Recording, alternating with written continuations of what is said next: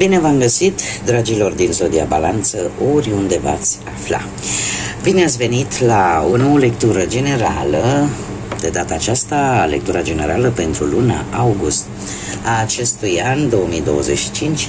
Așa că, dragilor, toți cei care aveți soarele, luna, Venus, ascendentul sau oricare alt aspect astral important pentru voi din harta voastră natală și care are legătură cu Zodia Balanță, atunci această lectură este de asemenea și pentru voi.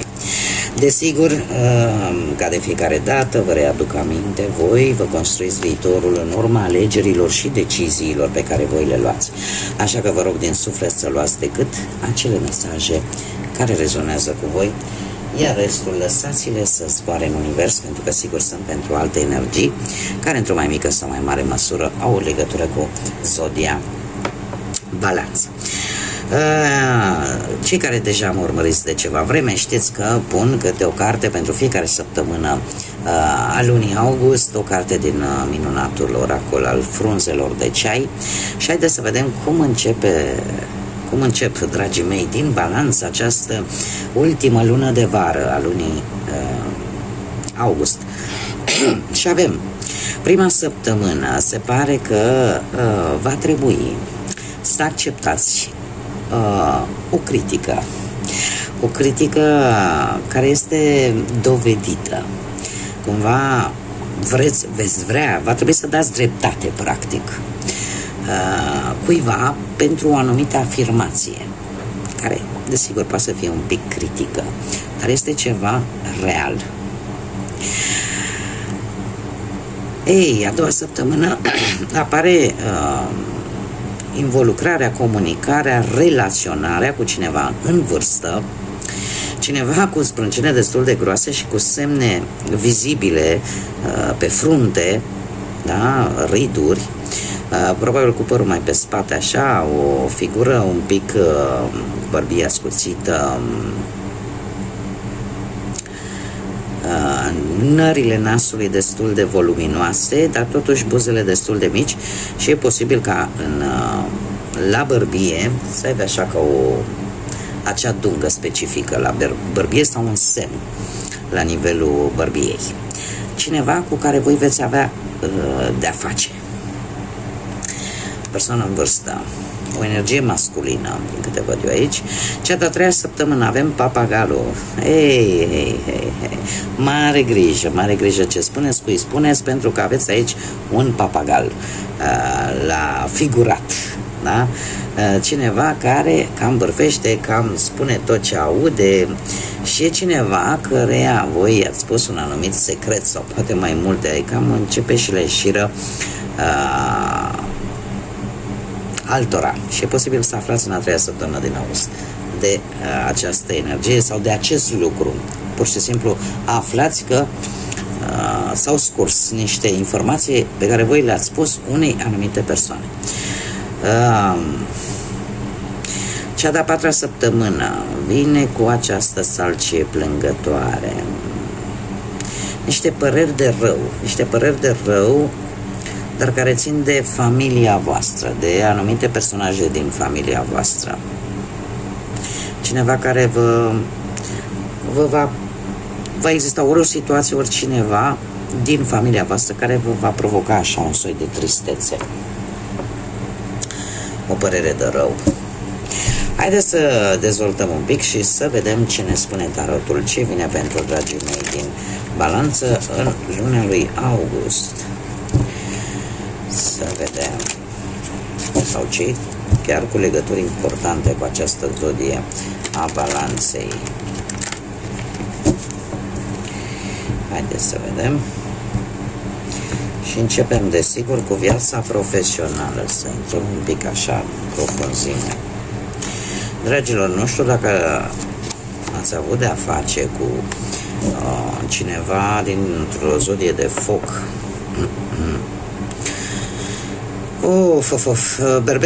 Berbec, de fapt, pentru că avem împăratul. Dragilor, este cineva aici foarte autoritar, posibil să fie mai în vârstă, cineva care, nu știu, vreun șef, sau dacă aveți propria afacere, nu știu, vreun asociat sau cineva în firmă care are totuși putere mai mare decât voi, care, în afară de faptul că este foarte autoritar, e un mic tiran acolo. Că poate să fie un șef în primă fază, dar eu aș zice că nu știu, poate să fie, mai ales dacă aveți o afacere familiară și e tata pe acolo, bunicul, vreo frate mai mare, cineva mai în vârstă, care are așa o atitudine un pic, spune, un pic de tiran, cere foarte multe, are o atitudine foarte autoritară și disciplinată, organizată, nu îi place să nu se facă cu tare lucru sau trebuie făcut la timp și are foarte multe cerințe, cere foarte multe. Acum eu nu știu dacă sunt într-adevăr aceste cerințe, sunt pentru că trebuie să fie, acum fiecare știe cum lucrează, unde lucrează. Cert este că voi în prima jumătate din august o să vă cam dea nopți nedormite, o să vă cam supere atât de tare încât se va simți lucrul ăsta, cel puțin la nivel mental. Vă veți simți foarte obosiți și e clar o cauză externă, da? E venită din afară, nu e ceva de la voi. Sunteți puși probabil în situația de a aștepta, iar lucrul ăsta este destul de dificil de făcut pentru voi, cel puțin în prima jumătate a lunii august. Sunteți destul de negativi, aveți gânduri negative, perioade, zile, nopți nedormite. Vă creează clar o stare de disconfort destul de puternică, cea de-a doua jumătate a lunii lui august. Pe partea asta a muncii vine cu acest 4 de cupe. Eu aș zice că șanse vin să schimbați ceva toată această situație, doar că e posibil să nu fiți atenți. Nu știu, dacă ați dat interviuri pentru cei care caută un job în paralel, dacă sunteți abonați la vreun site ăsta de joburi, verificați-le, mai ales în a doua jumătate a lui august. Verificați-le pentru că e posibil să vi se ofere o șansă nouă pe care, din neglijență posibil, să nu o vedeți și asta să pierdeți această oportunitate. Pentru alții, acest 4 de cupe poate simboliza, cum să spun eu, o stare de apatie. O stare de apatie și vei avea așa o atitudine de apărare în permanență, da? Cumva parcă zici, domne,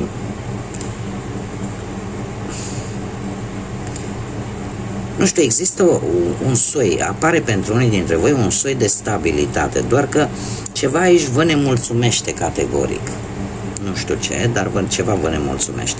Iar nemulțumirea asta cumva se va perpetua până la sfârșitul lui august.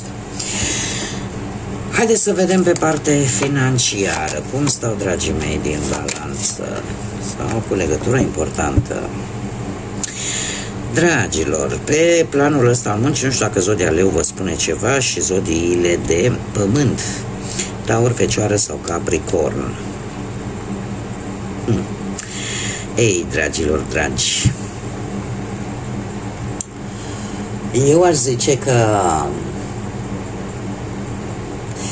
unii dintre voi ați cumpărat ceva de valoare sau ați avut încredere într-o anumită persoană care v-a cam dus așa,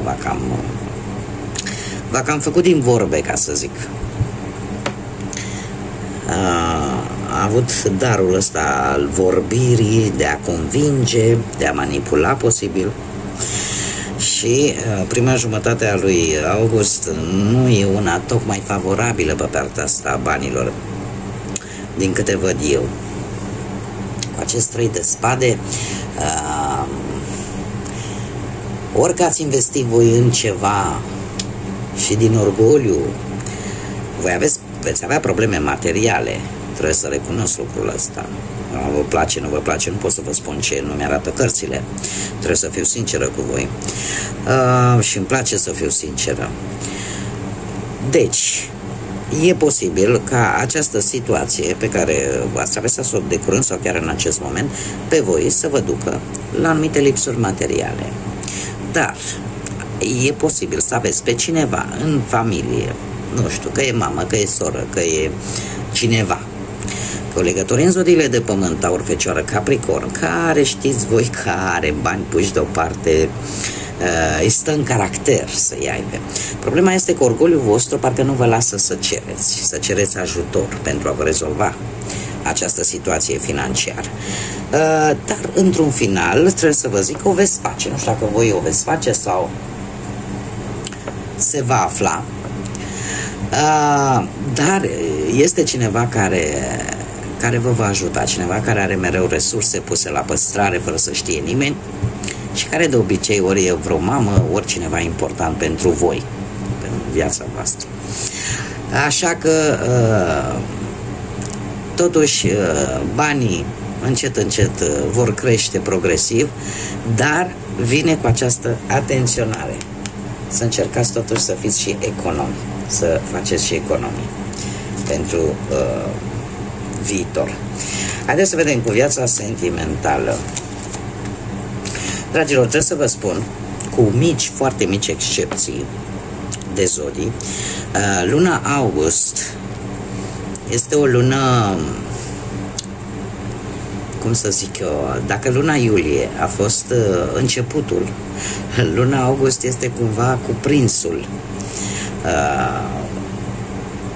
unei perioade zbuciumate. Da? Exact ca într-o poveste. Da? Are o introducere, un cuprins și o încheiere.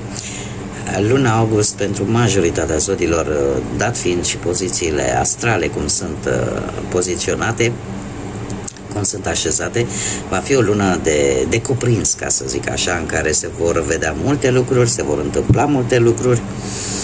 Așa că, probabil, cred că în afară de Taur și de Scorpion și Leu, pentru că intră în perioada lor, majoritatea zodilor au mici disensiuni pe diferite arii ale vieții. Bun, revenim la viața voastră sentimentală. Cei care sunteți într-o relație, sunteți într-o pereche, dragilor, orică v-ați trezit la realitate vis-a-vis de relația voastră, ceva s-a aflat în urma unui telefon, în urma unei strigări, ca să zic așa, cert este că a survenit o schimbare necesară în viața voastră de relație, care chiar dacă pe voi o să vă lase un pic frânți, un pic necăjiți, poate mai mult. Poate e vorba de o infidelitate, poate e vorba de anumite secrete, poate e vorba de rupturi. Cert este că voi, cel puțin prima jumătate a lui august, veți traversa o perioadă destul de dureroasă, ceva neașteptat, ceva care te va marca. Te va marca din punctul ăsta de vedere psihic, mental, da? Te va durea. Totuși, a doua jumătate, că știți cum e, de asta zic că e o perioadă foarte tumultoasă, cu schimbări foarte bruște. A doua jumătate din august, totuși vine cu o realizare la nivel personal care te ridică, care te face să ai mai mult încredere în tine. Acest 9 de monede îmi vorbește o carte foarte pozitivă și îmi spune că în primul rând, ori apare comunicarea, vor fi 2 săptămâni așa de stare puternică de stres și de durere emoțională, dar după care poate să apară comunicarea. Și asta în urma unei, cum să spunem, un ușor progres. Dar comunicarea este cea mai importantă, iar ceva se întâmplă și tare sunt curioasă să văd, pentru că tu vei avea o realizare la nivel personal, tu, dragă balanță, care într-un fel sau altul, nu știu dacă va îmbunătăți lucrurile, Da, se pare că apare o nouă șansă, numai că eu vă spun un lucru, e vorba de bani. Voi veți avea o realizare la nivel bănesc, la nivel de bani, va apărea o nouă șansă, mare atenție, o nouă șansă cu asul ăsta de monede pentru relația voastră, dar tocmai datorită acestor îmbunătățiri pe plan material. Cred că m-am făcut înțeles. Pentru că chiar am vrut să văd ce aduce această realizare pe care o veți avea voi. Până aici nu exista comunicare, nu va exista comunicare, dar după această realizare pe care o veți avea voi și care mie vorbește de bani, pentru că avem și un as de monede, nu știu, ceva se întâmplă aici. Ceva se întâmplă care cumva se va relua comunicarea dintre voi. Haideți să vedem pentru cei care sunteți singuri în viața voastră sentimentală.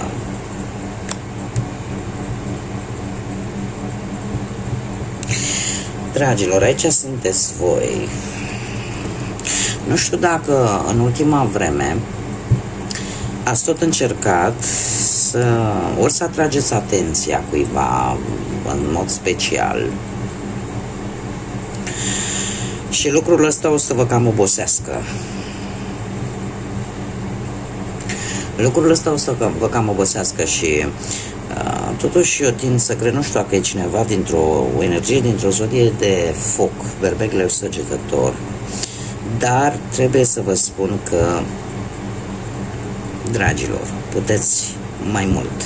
Nu vă epuizați mental, nu vă epuizați toate resursele pentru a atrage atenția unei persoane, unei energii, care, din ce văd eu aici, acest cavaler de bâte este cineva care, cum să spun eu, în afară faptul că este foarte energic, nu are stare, este cineva și ușor instabil și care e posibil să nu vadă efortul pe care voi îl faceți.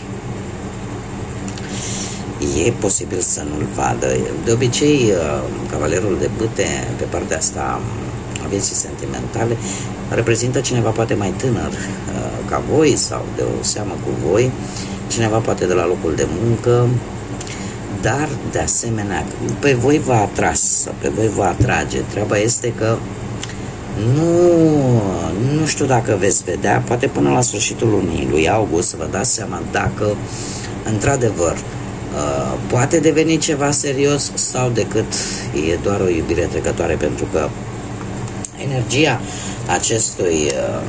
acestui cavaler, acestei persoane este una în care trăiesc viața la maxim, adică cumva e într-o perioadă în care se bucură de viață, este o persoană foarte, iese în evidență, foarte pasională, din punctul ăsta de vedere are o chimie, dar de moment se pare că nu știu cât de stabilă va fi și nu știu cât de mult vă va da importanță. Dar oricum, până la sfârșitul lui august veți vedea dacă într-adevăr se merită tot efortul pe care voi îl faceți de a atrage atenția acestei persoane, pentru că acest 4 de spade mie îmi vorbește de foarte multă o epuizare. Ceva, e posibil chiar să aveți și ceva probleme de sănătate, unii dintre voi.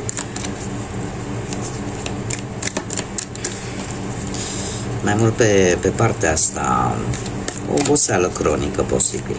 Haideți să vedem ce au de spus îngerii, ce mesajele au pentru voi și ce date ar fi importante pentru voi în luna lui august. Care sunt mesajele pentru dragii mei din Balanță? Și haideți să vedem.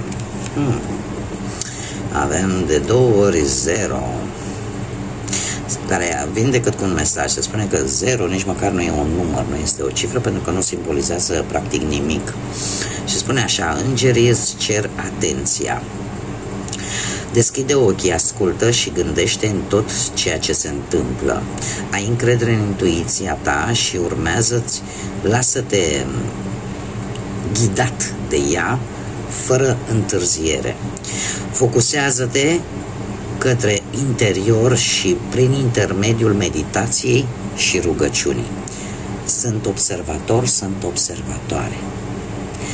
Un simplu mesaj, probabil că este un mesaj general pentru toată lumea.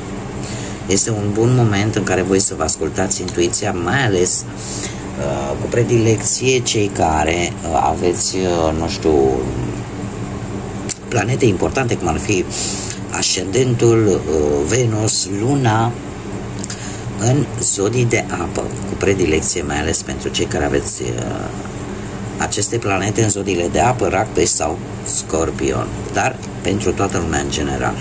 Și avem, cum să nu, avem 0 și avem un 1. 1 august, posibil să fie o dată importantă pentru voi și haideți să vedem ce ne spune. Voi sunteți întreprinzători cu forme foarte inovatoare de a crea șanse. Determinarea și rezistența voastră este atât de puternică, iar asta vă va ajuta să treceți timpuri dificile și să reușiți în ceea ce voi v-ați propus. Unul, de fapt, este tocmai de aceea probabil că nu au căzut alte numere, alte cifre. Unul reprezintă noi începuturi. Unul ne vorbește de individualitate, de a lua acțiune, de a lua inițiativă și de a fi cât mai originali. Aceste noi începuturi vin cu mult potențial și luna august pentru voi, dragilor, este o lună în care mie cărțile îmi transmit că trebuie să gândești pozitiv. Trebuie să gândești pozitiv și totul va fi bine. Și în mare parte se pare că va fi o lună în care multe lucruri le veți face mai mult singurei. Veți avea această tendință de a face lucrurile fără să implicați și alte persoane și probabil că și deciziile la fel vor fi. Nu aveți ce pierde să meditați, uite, sau să vă rugați Universului, Divinității, fiecare în funcție de ce credință are. Cert este că este o lună, într-adevăr, cum am mai spus, de cuprins. Lunile astea de vară sunt au fost destul de tumultoase și cu schimbări foarte bruște, la fel ca întregul an de alminteri. Care este mesajul general pentru voi, dragilor, din Balanță? În luna august avem castelul de coral, dacă nu mă înșel, a căzut și la zodia Fecioară, cred. Și spune așa: trăiește cu intenția și cu scopul aliniat cu acțiunile și cu cele mai pătrunzătoare valori și dorințe. Mai pe scurt, asta îmi spune că încercați să, într-un fel, ca ceea ce voi gândiți să și manifestați. Știți cum e, că una e când gândești una și faci alta. Deci este o lună în care, așa cum bine am văzut și cu acest numărul 1, în care trebuie să scoți la suprafață ceea ce tu îți dorești, principiile după care tu te ghidezi în viață. Da? Adică să aliniezi exact ceea ce gândești cu ceea ce faci. Că dacă gândim una și facem alta, atunci acele dorințe, acele deziderate ale voastre, acele principii morale sau valori după care voi vă ghidați, cumva se vor pierde. Cam asta ar fi filozofia cu acest mesaj. Haideți să vedem ce ne spun și zarurile astrologice pentru dragii mei din Balanță pentru luna august. Și avem casa 12, zodia Săgetător. Haideți să vedem dacă este, cred că nodul sud. Nu, nodul nord este. Cred că l-am pus bine, dacă mă orientez că... Da. Este nodul nord. Dragilor dragi, foarte interesant. Casa 12 ne vorbește de acel ceva superior. Acel ceva superior care, într-un fel sau altul, preia controlul vieții voastre. Se pare că este casa care de obicei este guvernată de zodia Peștilor și zodia Pești, având ca și guvernator Neptun, asta mie îmi spune că ar fi indicat totuși în această perioadă să încercați să nu luați decizii importante, da? Mai ales atunci când nu puteți vedea clar situațiile. Da? Să evitați cumva să, mai întârziați în limita posibilității, întârziați aceste decizii importante și are legătură foarte mult cu nodul nord. Are legătură cu ceea ce voi trebuie să faceți în această viață, unde trebuie să ajungeți voi, unde trebuie să dezvoltați, cum trebuie să evoluați sau ce experiențe trebuie să învățați. Și probabil că de-a lungul lui August acest lucru pe casa 12-a, asta îmi spune. Deci este un moment în care nu trebuie să vă grăbiți, trebuie să vă păstrați cumpătul, iar în momentul în care vedeți că lucrurile nu sunt foarte clare, că nu ai toate informațiile pe masă, să nu vă grăbiți. Probabil că este o lecție pe care voi cumva nu trebuie să o mai repetați, nu, trebuie să învățați din greșelile. Probabil că într-o viață trecută vă grăbeați tare mult în momentul în care luați decizii importante și de data aceasta nodul nord de fapt vine și spune, știi, trebuie să evoluezi, trebuie să nu mai repeți greșelile care le-ai făcut atunci. Și atunci, în momentele cheie din viața voastră, când trebuie să luați decizii, alegeri importante, dacă nu aveți toate, cum am mai spus, informațiile pe masă, nu aveți toate datele problemei, nu vă grăbiți. De asemenea, avem zodia Săgetătorului, care ne vorbește foarte mult de setea aia de cunoaștere. Săgetătorul este supranumit, ca să zic așa, entuziastul și aventurierul zodiacului. De ce? Pentru că are o setere foarte mare de cunoaștere. Chiar dacă lor nu prea le plac regulile și rutina, totuși le place să știe foarte mult,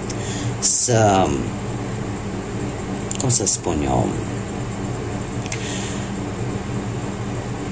are o calitate aceea de a se face ascultat. De asta zic că poate că e mai bine ca în această perioadă, în această lună august, să nu vă grăbiți cu deciziile, să învățați să ascultați și să aflați exact acele informații de care voi aveți nevoie. Și în felul ăsta probabil contribuiți la a nu repeta aceeași karmă pe care probabil ați repetat-o într-o viață anterioară. Bun, dragilor, cam atât am avut pentru voi. Vă mulțumesc pentru atenție tuturor. Mulțumesc tuturor celor care, prin amabilitatea lor, prin intermediul like-urilor, comentariilor, distribuirilor, faptului că se abonează, este gratuit. Toate aceste lucruri de fapt sunt gratuite, nu costă absolut nimic, dar prin aceste mici gesturi pe mine mă fac să fac cât mai mult conținut, să public și să ne regăsim cu toții aici împreună pe canal. Până data viitoare, când ne vom reîntâlni la o nouă lectură, eu vă doresc tot binele din lume, să aveți parte de liniște, de înțelepciune, dragilor, și de multă iubire.